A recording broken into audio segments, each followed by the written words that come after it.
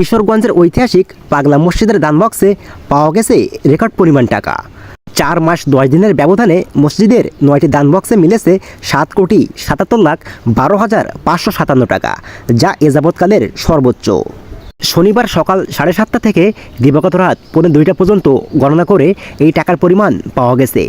এছাড়া পাওয়া গেছে বিপুল পরিমাণ স্বর্ণ অলংকার ও বৈদেশিক মুদ্রা। কিশোরগঞ্জ পৌরসভা মেয়র ও মসজিদ পরিচালনা কমিটি সাধারণ সম্পাদক মাহমুদ পারভেজ এসব তথ্য নিশ্চিত করেছেন।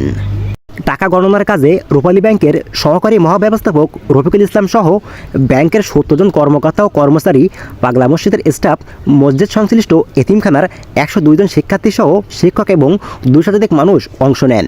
এর আগে গত 9 ডিসেম্বর খোলা হয়েছিল পাগলা মসজিদের 9টি দান বক্স। তখন পাওয়া গেছিল 6,32,51,423 টাকা। এ মসজিদকে ঘিরে মানুষের কৌতূহলের শেষ নেই। এ মসজিদে দান করলে মনোবাসনা পূর্ণ হয়, এ বিশ্বাস থেকেই পাগলা মসজিদে দেশ বিদেশের নানা ধর্ম বর্ণের মানুষ টাকা, স্বর্ণ অলংকার ও বৈদেশিক মুদ্রা দান করে থাকেন। অনেকে রাতে গোপনে এসে এ মসজিদে দান করেন বলে স্থানীয় লোকজন জানিয়েছেন। ফলে দিনের পর দিন পাগলা মসজিদে দানের পরিমাণ বেড়েই চলেছে।